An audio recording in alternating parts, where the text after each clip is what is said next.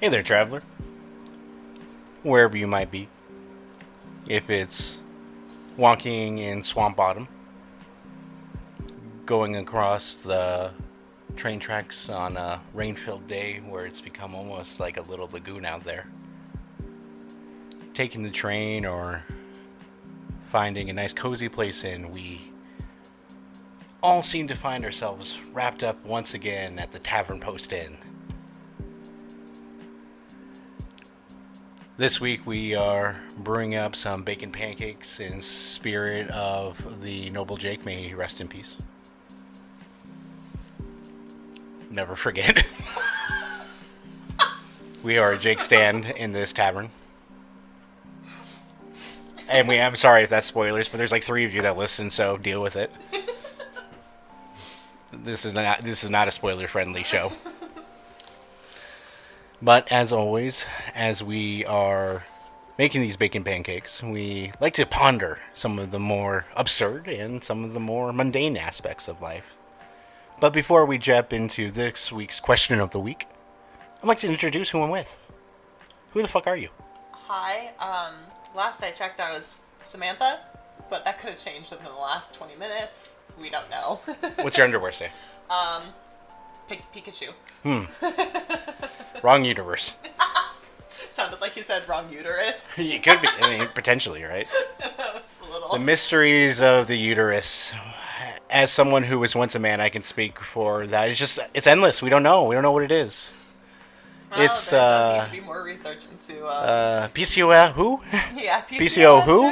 Endometriosis who? What? Never heard of them. Hormonal regulation? Never What is heard of that? them. Never heard of them. Never once in my life. No. So Samantha, how are you doing? I'm doing okay. I'm a little tired, a little overwhelmed. We've got a lot of big life changes that are taking place within the next couple of weeks. Yeah, like an A, seriously. Yeah, I'm kind of anxious. Yeah. Not gonna lie. Well, what is the mantra do you think that I'm about to tell you?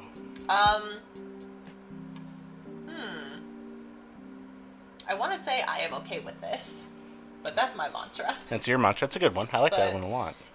And I don't know if this is going to be like a serious It will, mantra. kinda. Okay. You're going to instantly kind of fall on your butt when you're going to hear it, though. All right. Well, I better get my butt padding. Because this is Danny's also now as well too. Oh. She's made it our family mantra as Okay. well. So Very excited to hear it, but before that, one step at a time. Oh, is that the mantra? That's the mantra. I like So remember, whatever you're going through right now, it's just one step at a time. One step at a time. How are you? I'm okay. I'm doing good. I'm doing good. You know, today was kind of a reversal of fortunes. Like I say, I'd rather be lucky than skilled any day, and this time someone else pulled out a little bit of luck out of one of those kind of life moments. So I won't go too much further into that because it's still moving pieces around, and that rice cooker is still fully cooking. But Some good rice I'm going to take a moment to appreciate good fortune when good fortune presents itself, and take a moment to acknowledge that my belly doesn't feel the same level of anxiety, so I'm excited for these bacon pancakes.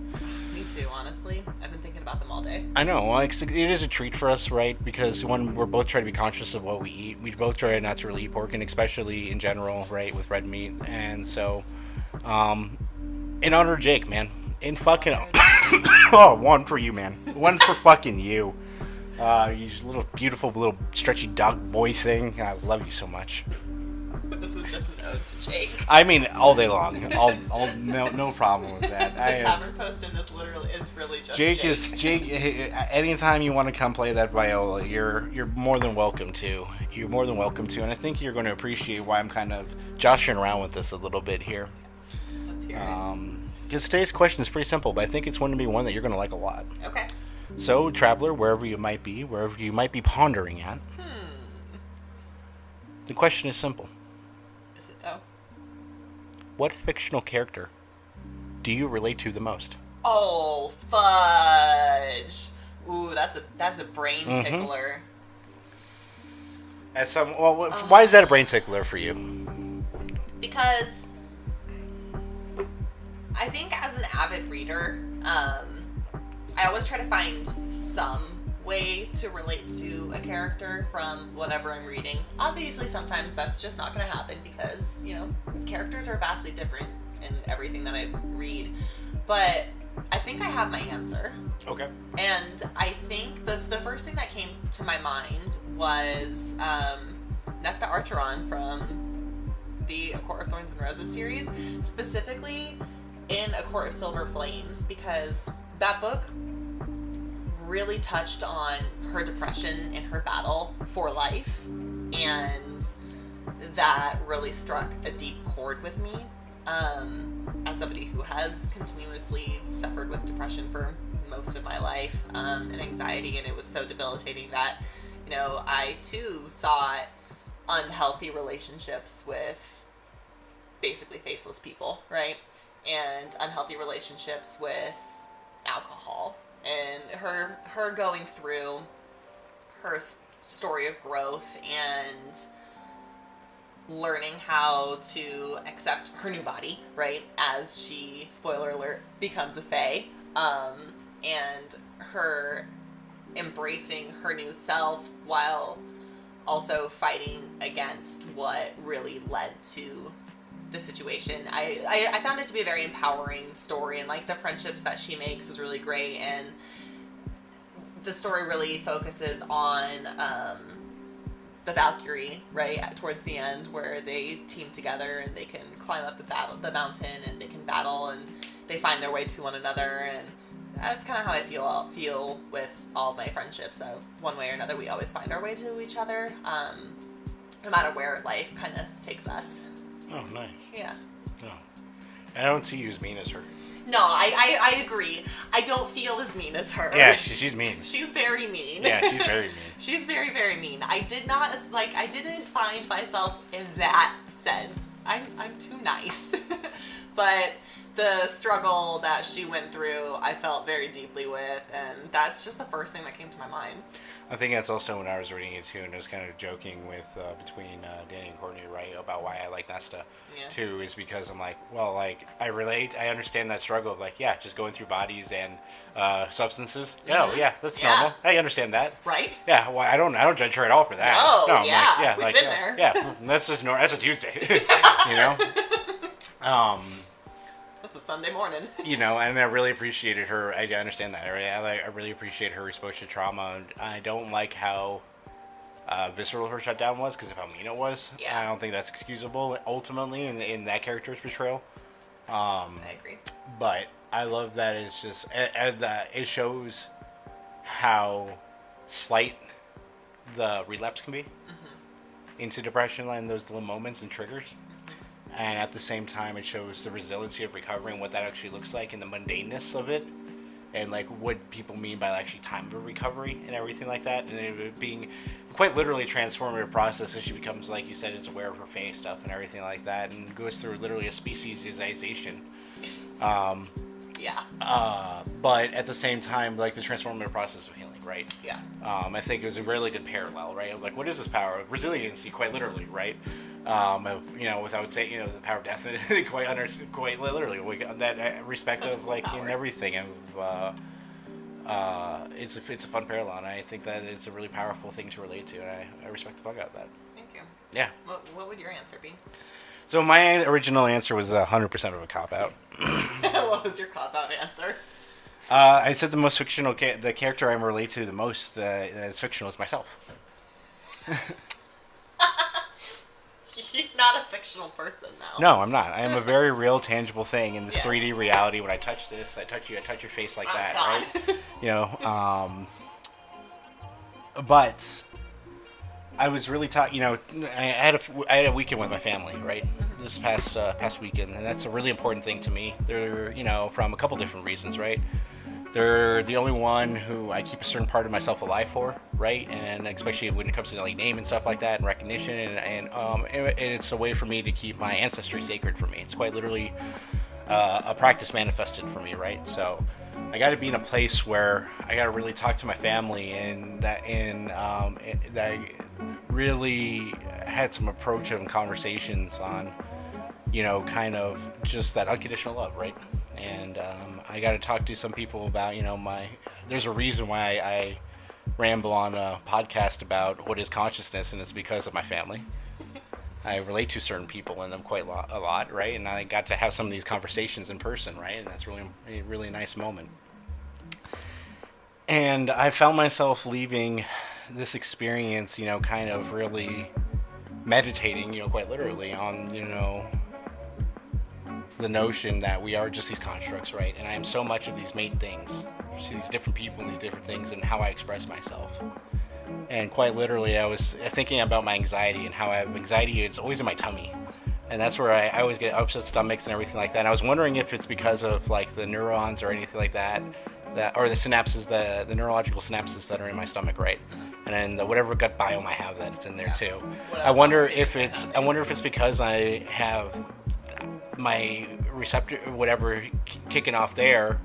And I wonder if that's why, like, my upset tummies are like the way they are, and they manifest the way they are, right? Because of the synchronicities that I have across my body. I'm not saying that I changed my gut form, that I'm not going to have anxiety manifest that way, but it's because of, I wonder if there's a relationship with that, and how that manifests, right? So I'm wondering, and like how I'm always like insane parts, because I think I saw like a TikTok or something about how like we all have these like skin mites, right? And all that. This the Rosacrucian and stuff like that. But like we really are this biome, right? Yeah. So, and like that, we're back.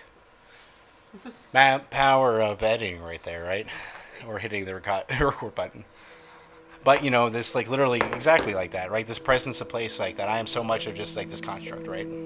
And like in all of human history, like if I went back to any point in human history, I would still think that like I would do my best to try and understand wherever the heck I was. So it's just would be using such faulty information that I wouldn't understand how the mathematics of our solar system works, for instance, or something like that, right?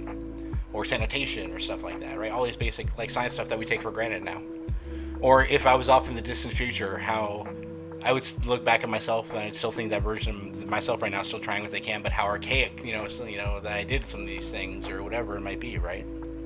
I don't think that I was ever dumb or any of these past things are dumb. So ultimately, to answer this question, right? Like, I don't know truly who I am, right? Like, I have this idea of this like concept of what I made, but it's so like, and what humans have defined it as, but it's so narrow in what it is. And it changes so much in my identity, my fluidity. I've proven that. I've proven that it's very fluid in some ways, right? Mm-hmm. It's very rigid in certain ways. Like, the body ages. It gets old. Yes, it does. Things change. We can't eat certain things. We can't drink certain things. Exactly. I'm not going to ever find medical benefit from shooting bleach up my ass and, and stuff like that. Or just taking... dewormer, horse dewormer as a preventative for a respiratory infection when there's no, there's certain realities, right, that you have to acknowledge. Yeah. But when it comes to my construct of like, what am I? It's just this story. Yeah. That's all it really is. And it feels fictitious at times. It really does. I understand that. But like, there's this tangible reality of who I am. But like this construct of how I represent myself and who I am. It's a story, and I try to be as authentic in all my representations as I am, but without understanding the complete nature of what is being. Mm-hmm. I don't know. It's all just a game. It's all just a guess. It's not the game of life of, going through life and learning who you are, learning what you're about. That's why we're sitting here in this tavern trying to descend into whatever pot of stew we can find. Mm-hmm. That's why we were just cooking. Keeps it simple. There's objective goals at this point, 100%. And they've been marketed really clear, right? So I don't know. I don't know what that answer is. I hope to one day understand what that answer is. I think that'd be cool, and then I could take off my LinkedIn page. I can move from phenomenological researcher to phenomenological knower. Yeah, I am the knower now. When that happens, I'll get you a hat that says "I am the knower." Oh, just some.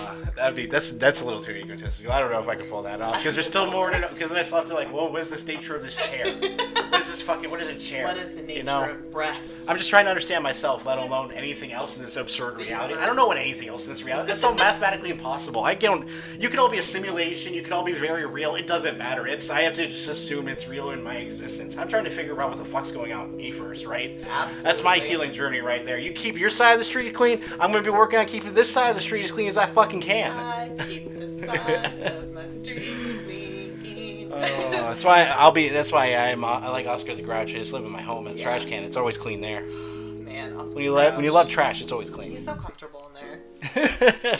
It's cozy. Out when he's grumpy because it's cozy. People wake him up. A little cozy. So, cop out answer aside. Yeah. what fictional character do you relate with the most? It really just depends on where I'm at in time and place. It's been an evolution. You know, when I went through my addiction, right, I would say some version of Jake and Finn from Adventure Time, and not one individually, but like them as a unit in a way. You know, as we're different representations. As a one giant glob. Kind of, yeah. You know, that show is like just it's just a bleeding of consciousness. Yeah. Who that give it up to Pendle Brooks, right? It's so good. I think I said their last name right. I don't know. If I didn't, I apologize. The Doctor. Yeah. The Doctor is one of them I've gone through because I've ever told you what my superpower would be, right? I think so. Remind me. So, like, back in high school, that right? was one of the questions that we've done. I don't know if it's not on here. No, we just talked about it. Yeah. All right, what would your superpower be? No, so if I could create a superpower, right, I came back up with this back in, like, beginning of high school, right? I'd have the ability to break down into, like, an infinite amount of, basically, whatever the smallest particle would be, versions of myself, whatever that baseline material is, and it would be, like, an infinite version of myself, and they're all indestructible. That would be so cool. So basically just that nature. Cool. But like the thing is the superpower crux with that is they all feel each other's pain, right? You know, because you have to have something, I believe, as crippling as God tier is the power, right? So you would have to be just like, balance. Oh, I am just the fabric of that whatever, fractal experience is, but they all feel each other's pain, right? You know, so there's exactly, right? That's what I came up with. So, right, that versions of the Doctor, right, to go through different incarnations of like that and this insane lore that like that's become, right, I've really touched into at certain points, especially with the different gender dynamics, really, that they've been able to express to because there's so little media that represents that very well. I think ultimately the answer is, though, probably for me more than anything else, is the narrator from The Alchemist. Oh, okay.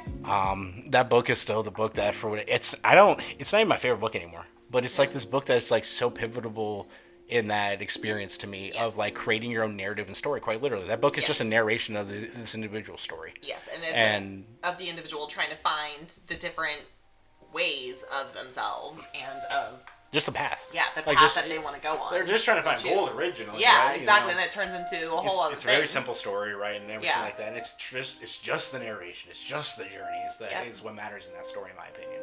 And I don't want to diminish there's some actually other really important themes. For sure. Than just the narration of it. Like there's. It's a very moving piece of literature. Well, I mean, it's the one piece of literature that was ever not required in school, but was used in a school purpose that I actually connected with. Really? Yeah, because I used it. I used it for a school thing. I'm surprised that your Arizona education provided that for you.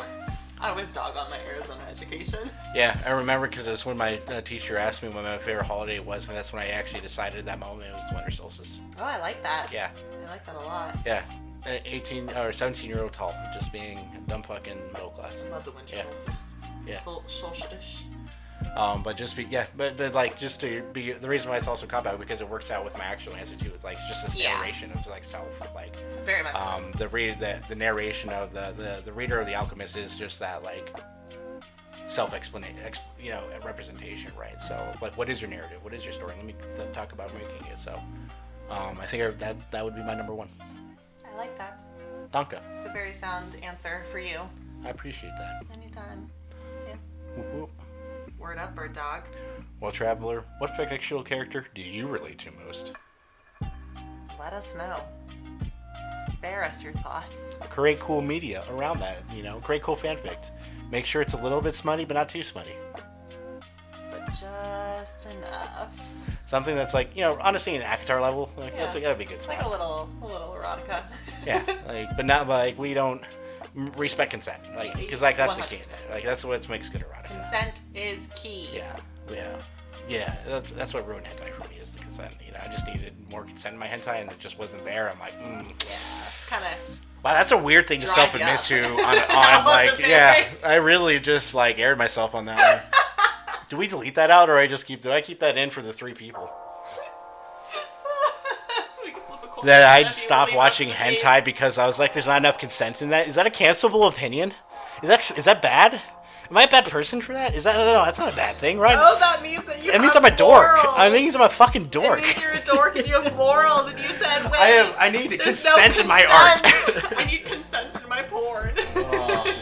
That serves about right. It's me. It's okay, me. I was like, Yeah. Did you park? Oh, you must have parked behind. Oh no, of course I did. Okay. I backed it right in there. That's fair. Where else? There's a truck in the Oh, I way. was just about to ask. Is the truck there? Yeah, there's a truck there. Okay, that's exciting. Yeah.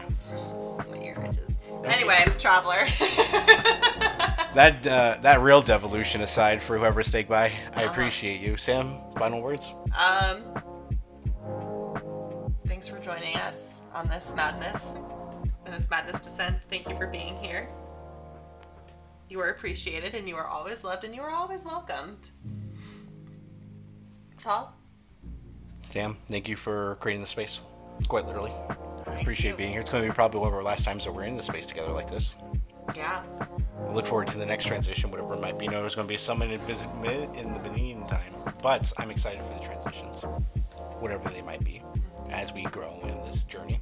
Whatever they may look like. Traveler, thank you for stopping by the Tavern Post-In for this week's question of the week. Dun, dun, dun, dun, dun.